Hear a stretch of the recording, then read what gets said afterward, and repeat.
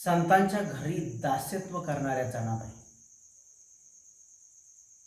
पांडुरंगाच्या चरणस्पर्श करण्याची संधी नक्की जनाईंना किती वेळा मिळाली सांगता येणार नाही. कारण जनाबाई स्वतःच्या अभंगामधून या भगवंताच्या दर्शनाची आस किंवा इतरांच्या बाबतीत तुलना करून ती तक्रार ती खंत मांडल्याशिवाय राहत नाही.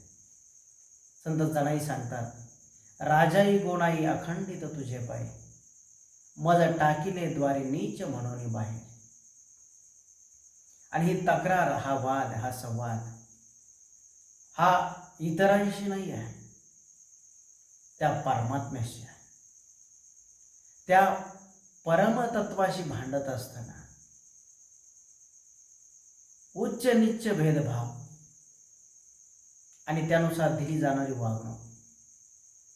कारण नाथ संपन्न किंवा श्रेष्ठ व्यक्तिमत्व आहेत त्या काळातले संत नामदेव, आणि या सर्व राजाई गोणाई या महान संतांच्या घरातील स्त्रिया आहेत.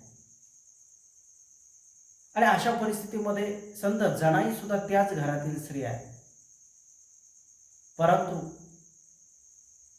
त्या वंचित उपेक्षित आहेत. आणि याची त्यांना खंत आहे. त्या काय आहे त्याच्यापेक्षा त्यांना काय वागणूक दिलेली आहे, त्या भगवंताच्या भक्तीपासून त्यांना दूर राहावं लागतं. त्याच्या समचरण दृष्टी विटेवरी साधी, अशा समचरण समदृष्टी याच्यापासून संत जनाईला वेगळं राहावं लागतंय. आणि मग अशा परिस्थितीमध्ये लढायचं नक्की कसं, आणि वाद जर करायचा आहे तो नक्की कोणाशी करावा. आपला अधिकार जर मिळवायचा तर आपल्यालाच तो भांडून मिळणार आहे. आणि जो तो अधिकार प्रदान करणारा, त्या अधिकाराची जबाबदारी घेणारा किंवा तो प्रदान करणारा असा कोण आहे, त्या काळात विचार जर केला तर जनाईच्या भावविश्वाप्रमाणे तो भगवंत आहे. तो सोडून मला इतर कोणी अधिकार देणार नाही, हे त्यांना नक्कीच माहिती होतं.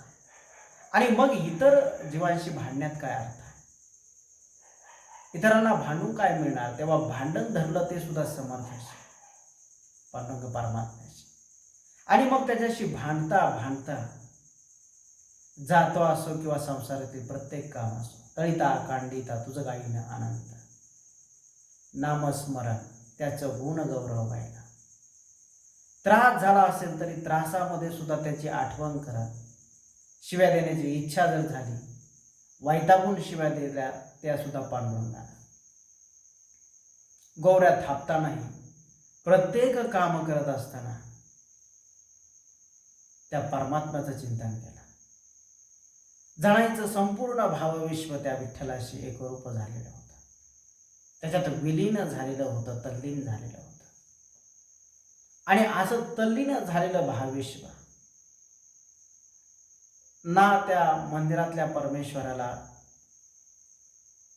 आत ठेवू शकलं, ना त्या जनाईला स्वतःपासून दूर करू शकलं. मग या जनाईच्या भेटीसाठी स्वतः विटेवरून उतरून त्या परमात्म्याला जावं लागलं. आणि मग केर भरण्याचं काम भगवंतानं करायचं. झाड लोट करी झणी, केर भरी चक्रवाणी. आणि अशी नीच कामं, तसं कर्म हे सर्वश्रेष्ठ असतात. कर्म करणारा कुठलाही नीच नसतो, तो या जगातला सर्वश्रेष्ठ असतो. ही पृथ्वी जी काही तरलेली आहे, या कर्मयोग्यांच्या कर्मानुसारच या पृथ्वीचं भरण पालन पोषण संगोपन होत असतं. तेव्हा कर्मयोगी हा भगवंताला सुद्धा खूप प्रिय आहे. आणि जर तो कर्म करणारा जर नसेल तर भगवंत सांगतात की मी त्याचा समूळ नाश करतो, त्याला ठेवत नाही, त्याचं अस्तित्व मी नष्ट केल्याशिवाय राहत नाही. आणि अशी कर्मयोगाची पुरस्कर्ती नामचिंतन भगवंत भक्त संत जनाबाई, ती किती उपेक्षित आहे. उपेक्षित असली तरी तिचं भावविश्व त्या भगवंताला वेधून घेतल्याशिवाय राहत नाही. आणि मग जी इतर संतांची काही साधन आहे. त्या संतांच्या यत्किंचितही जनाबाई पाठीमागे राहत नाही. ज्याप्रमाणे इतर संतांनी अभंग रचना केल्या तशाच अभंग रचना जराही अक्षर ओळख नसणारी जनाबाई करू लागली. आणि मग त्याचं लेखन करण्याची जबाबदारी स्वतः पांडुरंगाला घ्यावीशी वाटली आणि ती जबाबदारी त्या परमात्म्यानं पार पाडली. हा जनाईचा अधिकार आहे. वारकरी व्यासपीठामध्ये, वारकरी कीर्तनामध्ये तर स्वतः व्यासपीठाचं संचालन करणं ही महत्वाची जबाबदारी सुद्धा जनाबाईनं पार पाडली. तो जनाबाईचा अधिकार आहे. मग कोणत्या जनाईचा?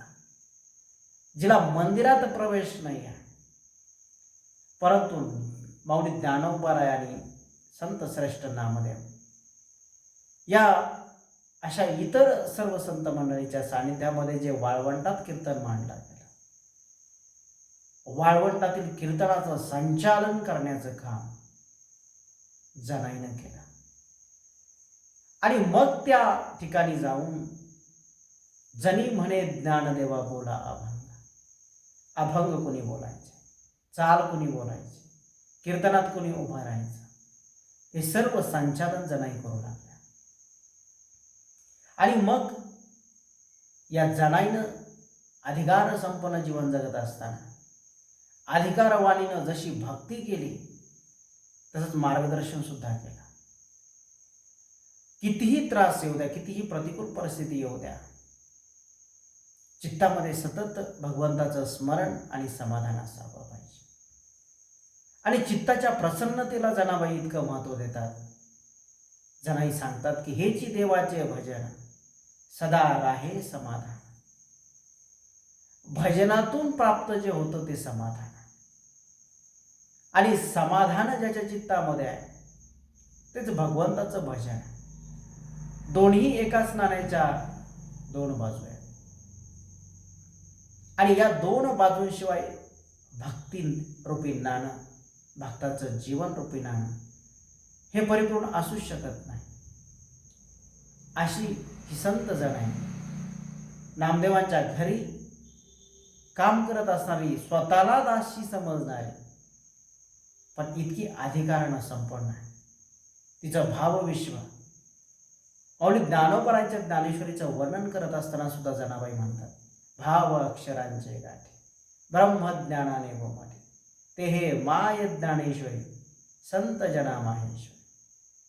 माऊली ज्ञानोबारांचं वर्णन करतात, ज्ञानेश्वर मंगळमय सेवा करी दासी जाणे. सेवक भाव हा भक्ताला श्रेष्ठ करत असतो. सेवकाच्या हृदयामध्ये भगवंत आहेत, त्याचं मूर्तिमंत प्रतीक हनुमंतर आहे. फक्त सेवेमुळं एवढं सामर्थ्य प्राप्त झालेलं आहे. हनुमंतराय आणि दुसऱ्या जणांना इतरही संत मंडळी आहे, परंतु पुन्हा सेवाभाव जागृत ठेवण्या संतांच्या चरणी लीन होणं. आणि मग या संतांच्या चरणी लीन झाल्याच्या नंतर संतांचं भावविश्व काय, भाव अक्षररूपी ज्या काही गाठी आहेत त्यांचं स्वरूप काय, त्याचं वर्णन माऊली ज्ञानोबारांच्या ज्ञानेश्वरीचं योग्य वर्णन करणारे संत जनाई नक्कीच वंदनीय आहे.